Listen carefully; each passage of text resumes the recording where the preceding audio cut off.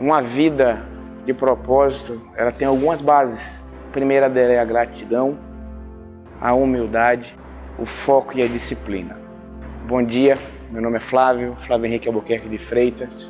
Eu estou magistrado no Tribunal do Amazonas há 14 anos, por uma decisão de vida, vim para o Norte, onde fui maravilhosamente acolhido. Agradeço a Isman por me propiciar a possibilidade de estar aqui e falar um pouco da minha trajetória até chegar até os dias de hoje, na realidade. Iniciei a carreira da magistratura há 14 anos aqui no Amazonas. Antes estive na Procuradoria Federal, na AGU, em Minas Gerais, tendo morado em Alagoas, onde fiz faculdade, conheci minha esposa e constituí a partir dali a minha família, que eu acho que esse é um grande pilar da nossa vida, é a família.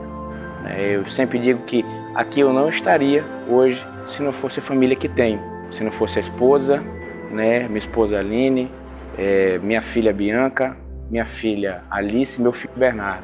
E foi uma vida de renúncias, foi. A gente não pode achar que a gente acessa um cargo público na magistratura sem o esforço, sem dedicação, sem honra, sem humildade e disciplina, como já foi dito. Então, iniciei a faculdade em Alagoas, onde estudei na faculdade chamada SESMAC. Terminei a faculdade com o objetivo de passar no concurso, em que pese meu sonho fosse ser piloto de avião. Eu sempre digo, qual era o meu sonho inicial? Era ser piloto de avião. Fiz faculdade e lá na faculdade eu dizia, depois que ingressei, meu sonho agora é a magistratura. Me apaixonei pelo direito e disse, não, eu vou ser juiz. E brincava com a minha mãe e dizia, nem que seja de futebol. E aí passei a estudar com foco nos concursos públicos para magistratura. Essa parte inicial, para eu estar onde eu estou hoje, passou por essa ideia de ter que estudar e ter o foco no cargo que eu queria exercer, que era a magistratura.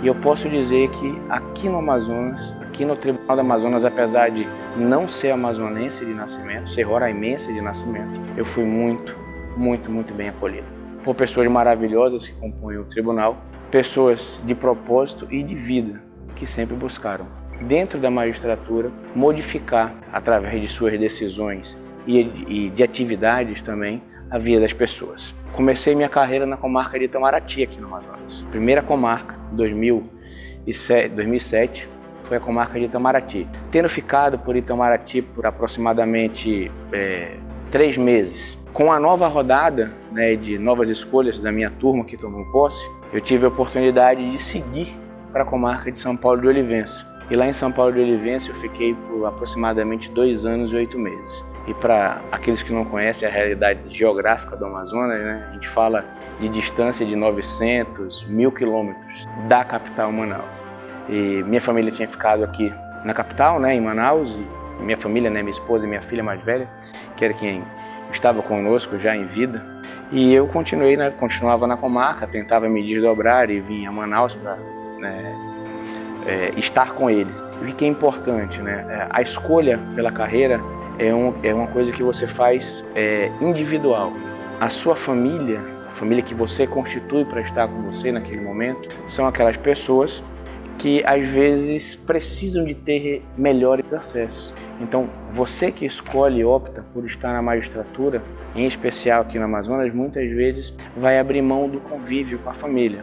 Hoje em dia os acessos são um pouco mais fáceis, a gente tem a possibilidade de uma internet que nos dá uma conexão. Na minha época não era bem assim, até hoje é um pouco complicado, mas hoje em dia nós temos. Então minha filha nova, minha esposa procuradora, tinha que ficar em Manaus porque trabalhava, e a filha tinha que ficar, e o deslocamento era feito por mim, indo e voltando para o interior, enfim. Depois de São Paulo de Olivença, eu tive a possibilidade de ser removido para a comarca de Guajará, onde fiquei por 6 anos na comarca de Guajará. E aí eu acho interessante falar Guajará do Amazonas, que às vezes confundem com Guajará-Mirim, Rondônia. Não, não é.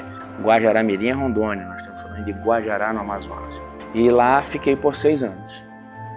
Esse período aqui na magistratura, pelo menos do interior do estado, chegou até a comarca, fisicamente, onde eu estive mais diretamente, até a comarca de Guajará. Então lá passei os 6 anos, tive a possibilidade, após o convite, de vir para a capital e trabalhar com o desembargador desembargador Flávio Pascarelli, e aí eu acompanhei no TRE, sem sair da jurisdição, o acompanhei na corregedoria.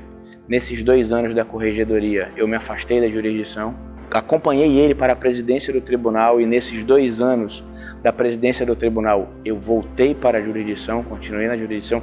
Eu acho importante falar isso porque teve um processo bem interessante que, né, a gente cita para mostrar o que é a realidade do nosso Amazonas. Um processo de uma comarca específica aqui no Alto Rio Negro, onde era um processo complicado, um estupro de umas indígenas, e o próprio desembargador pediu que eu fosse julgar esse processo. Porque alguns juízes tinham saído do processo, a comarca estava sem juiz, não era minha comarca de origem e eu fui para essa comarca.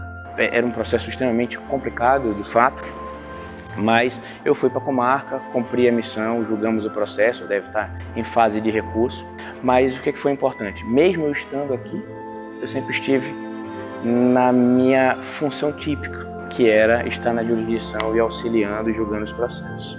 Essa é uma pequena história. Fui promovido para Manaus há 3 anos, mais ou menos, fui promovido. E hoje estou titular na Vara de Crimes de Trânsito, aqui em Manaus. Então hoje, atualmente, eu estou titular da Vara de Crimes de Trânsito aqui em Manaus e com a possibilidade profissional de estar auxiliando uma ministra, uma maravilhosa ministra em Brasília, no Superior Tribunal Militar. E mais uma vez deixando claro que ainda continuo aqui na minha jurisdição. Então, continuo com essa vida dupla, de estar aqui em Manaus e estar em Brasília, mas feliz da vida porque a gente tem um propósito. Qual foi o propósito? Foi vir para a magistratura e auxiliar no meu dever, na realidade, naquilo que o cargo público me dá. Eu gosto sempre de dizer que nós não somos servidores públicos, né? Todos nós aqui, né? Nós não somos servidores públicos. Nós somos servidores do público. Nós estamos aqui para servir o público, porque é o público que paga o nosso salário. Servir não no sentido de subserviência, mas servir no sentido de prestar o melhor serviço à sociedade. A gente tem em mente a minha carreira pública. Eu iniciei na Procuradoria Federal e eu acho importante a gente tratar que a Advocacia Geral da União, né, no cargo de Procurador Federal, eu gosto de tratar porque para mim foi uma escola. A magistratura hoje, ela não é apenas, para mim, não foi o meu primeiro cargo, então eu tive uma experiência anterior na área jurídica. E eu acho extremamente importante essa visão de nós termos essa experiência anterior. E a AGU foi uma escola. Eu posso dizer que a AGU, eu acho, para a grande maioria da magistratura que vem da AGU, né, dos magistrados que passaram pela AGU, encaram a Advocacia da União como uma escola de vida para auxiliar no exercício da magistratura. Então eu sou muito grato à AGU, que isso fique registrado, porque se hoje eu sou o profissional que sou, foi porque eu tive a oportunidade de ter estado na AGU e ter crescido ali profissionalmente também, para depois ser aprovado aqui na magistratura. Para falar da parte familiar, né? Eu sou filho eu sou do norte, né? Nasci em Roraima, sou filho de nordestinos, né? 2 pernambucanos. Minha família toda é nordestina, meu pai Jorge Flávio, inclusive nome igual ao meu. Minha mãe Maria das Graças, uma médica veterinária e um engenheiro agrônomo, não tinha ninguém na área do direito. Mas eu falei, não, eu vou seguir porque eu queria ser piloto de avião. Mas minha mãe falou, eu tenho que fazer faculdade. Então fui fazer faculdade, entrei no direito, gostei e falei, vou ser juiz, como eu até brinquei e dizia que seria juiz de futebol. Mas eu gosto de citar por quê? Porque tem uma história muito interessante dos meus pais, né, em especial da minha mãe, em relação à magistratura. Porque quando eu fiz o concurso aqui, a gente terminou a primeira fase, veio a segunda fase do concurso e eu não queria mais vir fazer a segunda fase porque eu achei que eu não ia passar. Não, mas eu não vou mais, eu não vou passar, vou sair de Maceió para Manaus, eu não vou passar nesse concurso, o que eu vou fazer lá? Gastar dinheiro, a senhora sabe que é difícil, enfim. E minha mãe comprou a passagem e falou assim, não, você vai. E vim para cá, e eu ficava, minha mãe é do Ministério da Era, né, que ela se aposentou, do Ministério da Agricultura, e eu não tinha lugar para ficar, porque era difícil, eu não tinha dinheiro, né, para ficar em hotel. E Manaus sempre foi uma cidade muito cara, né, Manaus não é uma cidade barata, de hotéis e de custo de vida. E eu ficava no alojamento que existe no Ministério da Agricultura, né, o Ministério da Agricultura é ali entre a Salvador e a Recife. Tinha um alojamento onde eles recebiam funcionários que vinham, né, de outros estados para cá, e eu fiquei 3 semanas dentro desse alojamento, comendo miojo e sem ninguém para fazer esse concurso. Então, assim, hoje eu agradeço a minha mãe e sem dizer a minha esposa, que me deu muita força na época, noiva também, era minha noiva, de não desistir de estar aqui hoje. Meu pai, por serem separados, né, eu não tive, depois que ele separou, sempre tive contato com meu pai, mas eu não conseguia vê-lo diariamente, porque ele morava em Aracaju e eu morava em Maceió. Mas todos os finais de semana eu fazia questão de pegar o carro e ir. Mas aquela força, a pessoa que esteve ao meu lado o tempo todo foi minha mãe nesse ponto. É até uma forma de eu agradecê-la por tudo isso. E a força da minha noiva também, porque todos os concursos a gente saía, né? A gente pegava ônibus. Eu no 8º período da faculdade, a gente saiu de Recife até São Luís do Maranhão, no concurso que eu passei no 8º período. Eu ainda era estudante na primeira fase para magistratura. E eu fui fazer o concurso de ônibus, eu e minha noiva, 28 horas dentro do ônibus. Então ela é uma lutadora, batalhadora e guerreira também. Eu sempre digo que a bênção de Deus na vida da gente, a bênção de Deus só vem para a gente quando a gente está nos locais certos e com as pessoas certas. Porque a bênção de Deus, quando ela é derramada na sua vida, ela toca a todos. Se a bênção de Deus vier aqui para tocar a vida do Arley, que está aqui com a gente, vai bater nele e vai respingar em todos nós. Por que eu digo isso? Porque, graças a Deus, eu sempre tive pessoas boas ao meu lado. A bênção poderia não ter sido para mim, especificamente, mas eu estava do lado de pessoas que eram abençoadas. Minha mãe, meu pai, minha irmã, hoje meus filhos, né? Então, é isso que a gente diz. Deus, quando tem um propósito, ninguém tira. Se você tem um foco, um sonho, um objetivo, é só seguir.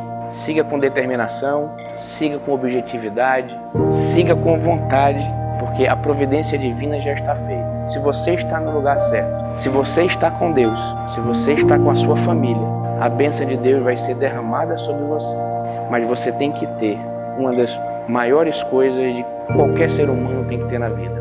Nós temos que ter gratidão, nós temos que ter honra, nós temos que ter humildade. Um coração grato, um coração humilde e um coração que honra o próximo e honra a Deus, tenha certeza que viverá na glória e na bênção. Mais uma vez eu agradeço a oportunidade de falar um pouquinho da minha vida nesse projeto maravilhoso que é o Movisman. Agradeço ao desembargador João Simões, mais uma vez, a desembargadora Joana, a toda a equipe que está aqui, né? A gente está conversando, tem uma equipe aqui com a gente. Agradeço mais uma vez a minha família. Se a gente pode finalizar com mais um pensamento, eu gostaria de dizer o seguinte: a vida de todo mundo é de sacrifício. Ninguém sabe o que se passa por trás. Hoje você olha para uma pessoa de sucesso, a gente não imagina as renúncias que foram feitas, os problemas vividos em sua casa. Eu, por exemplo, sou filho de um pai que era alcoólatra. Isso mudou a minha vida de alguma forma? Mudou. Mudou no aspecto de dizer que eu não vou constituir uma família e querer que isso seja um problema dentro da minha casa. Então, graças a Deus, meu pai até nisso me ensinou que eu amo meu pai, infelizmente não está entre nós, e nós lutamos muito para vê-lo com vida. Mas Deus, eu digo que Deus hoje tem a presença dele lá em cima. Então, as pessoas não enxergam as dificuldades que a gente vive na nossa casa. Nesse momento, agora as pessoas perderam quantas vidas para a Covid, quantos parentes. E se você não teve a Covid ou não perdeu ninguém, levante a mão para o céu e agradeça. Isso é uma frase que eu posso deixar aqui para a gente ficar para a vida. A vida não é aquilo que se pinta, mas é aquilo que se realmente vive. E o que se vive da vida, só quem vai saber é você e Deus. Muito obrigado e um bom dia a todos.